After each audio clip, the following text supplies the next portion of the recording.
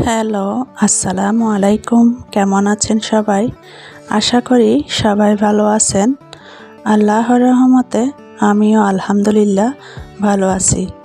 আজ আমি আপনাদের মাঝে শেয়ার করব ভাপা পিঠা। শীতের সকাল মানেই হচ্ছে পিঠার গ্রান। আজ আমি তৈরি করে দেখাবো কিভাবে আমি ভাপা পিঠা বানাবো। তো আপনারা প্রথম থেকে শেষ পর্যন্ত ভিডিওটি দেখবেন। কুকিং লাইফস্টাইলে সবাইকে স্বাগত জানাই আমার চ্যানেলে। তো বন্ধুরা, তাহলে শুরু করা যাক। প্রথমে আমি এখানে চাউলের গুঁড়ি নিয়ে নিয়েছি। এখন আমি হালকা কুসুম গরম পানি দিয়ে আর লবণ দিয়ে এভাবে ব্যাটারটাকে মেখে নিব। এটা কিন্তু বেশি নরম করা যাবে না। এই চাউলের গুঁড়ি কিন্তু ঝুরঝুরে থাকতে হবে, না হলে পিঠা বানাতে সহজ হবে না যদি বেশি নরম করে ফেলেন। আমি অল্প অল্প গরম পানি দিয়ে এভাবে করে চাউলের গুঁড়িকে লবণ দিয়ে মেখে নিব। তো দেখুন, আমার এই চাউলের গুঁড়ি মাখানো একদম পারফেক্টভাবে হয়ে গেছে। এখন আমি কিছুক্ষণের জন্য এটাকে রেস্টে রেখে দিব। এর মধ্যে আমার যে কাজগুলো আছে সেগুলো আমি করে ফেলব। তো এখানে আমি গুড় নিয়ে নিলাম। এটাকে ছুরি দিয়ে আমি কুচি কুচি করে কেটে নিচ্ছি। ভাপা পিঠা বানাতে কিন্তু ভাপা পিঠার মধ্যে গুড় দিলে খেতে ভীষণ ভালো লাগে। সাথে নারিকেল, বাদাম, যা আপনাদের হাতে যা থাকে এসব দিয়ে আপনারা ভাপা পিঠা তৈরি করে নিতে পারেন। ভাপা পিঠার সৌন্দর্য আরও বেশি সুস্বাদু করে তোলে। নরম নরম ধোঁয়া ওঠা সুস্বাদু ভাপা পিঠা। চলুন রেসিপিতে চলে যাই।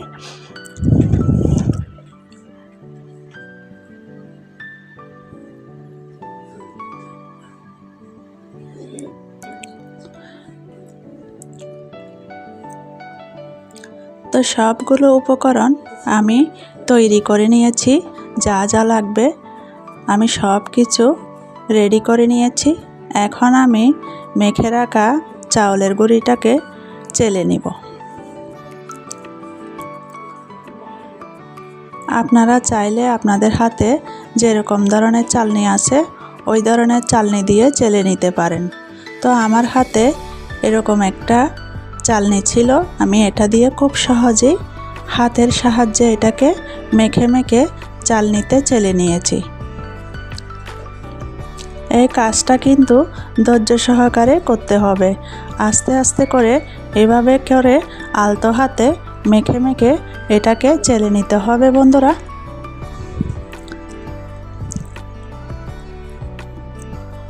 তো যারা এখনও পর্যন্ত দেখতে দেখতে লাইক দিতে ভুলে গেছেন, একটা লাইক করে দিবেন। যারা এখনও পর্যন্ত চ্যানেলটি সাবস্ক্রাইব করেন নাই, চ্যানেলটি সাবস্ক্রাইব করে দিবেন। পাশে থাকা বেল আইকনটি অল করে দিবেন, যাতে আমার নতুন নতুন ভিডিও ছাড়ার সাথে সাথে আপনাদের মাঝে পৌঁছে যায়। ভিডিওটি কেউ স্কিপ করবেন না, প্রথম থেকে শেষ পর্যন্ত সবাই দেখবেন। অনেক কষ্ট করে আপনাদের মাঝে এরকম সুন্দর সুন্দর রেসিপি নিয়ে আসি। আপনাদের সুন্দর সুন্দর কমেন্ট পেলে, সুন্দর মন্তব্য পেলে আমার আরও ভালো লাগে।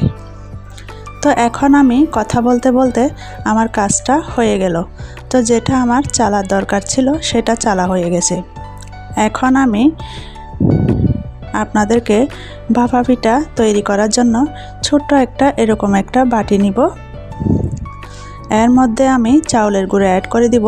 মাঝখানে মিঠা দিয়ে, নারিকেল দিয়ে, উপর দিয়ে চাউলের গুঁড়ি দিয়ে ডেকে এর উপর দিয়ে সৌন্দর্যের জন্য কিশমিশ, অল্প পরিমাণে গুড় আর নারিকেল এভাবে দিয়ে আপনারা খুব সহজভাবে তৈরি করে নিতে পারেন ভাপা পিঠা।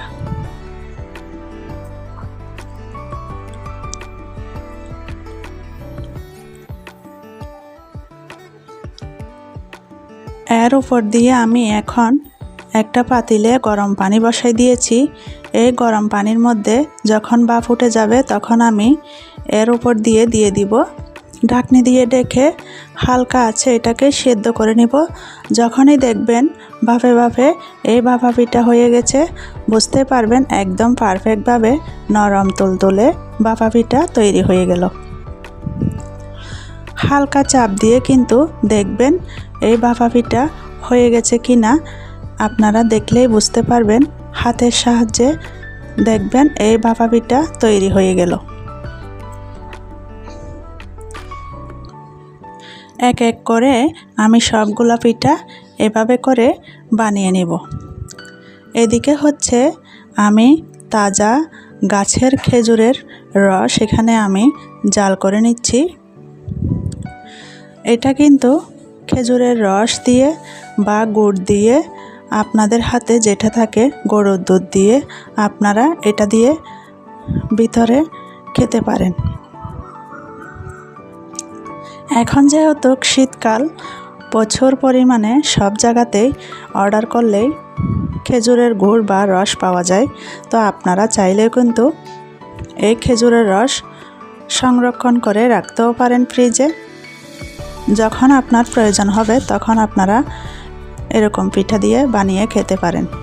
তো আমি রসটাকে ওইদিকে জাল করে নিচ্ছি, একদম তাজা রস গাছের।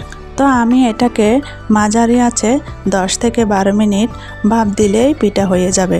নরম আর সুন্দর ভাপ উঠতে থাকলেই বুঝবেন এই পিঠা প্রায় তৈরি। ভাপ শেষ হলে সাবধানে পিঠা বের করে নিন। দেখুন কি সুন্দর নরম নরম পিঠা তৈরি হয়েছে। মাশাআল্লাহ, কালারটাও সুন্দর, দেখতেও সুন্দর, খেতে তো ভীষণ মজাদার ছিল।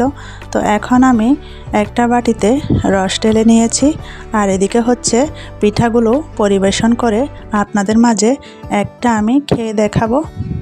মাশাআল্লাহ, যেমন চাউলের গন্ধ, যেমন পিঠা গ্রান, তেমন রসের গ্রান। তো বন্ধুরা, আজকে আমার এই রেসিপি আপনাদের কেমন লাগলো কমেন্ট বক্সে জানিয়ে দিবেন। যদি ভালো লেগে থাকে তাহলে একটা লাইক, কমেন্ট, শেয়ার করতে ভুলবেন না। সবাই ভালো থাকেন, সুস্থ থাকেন। আল্লাহ হাফেজ।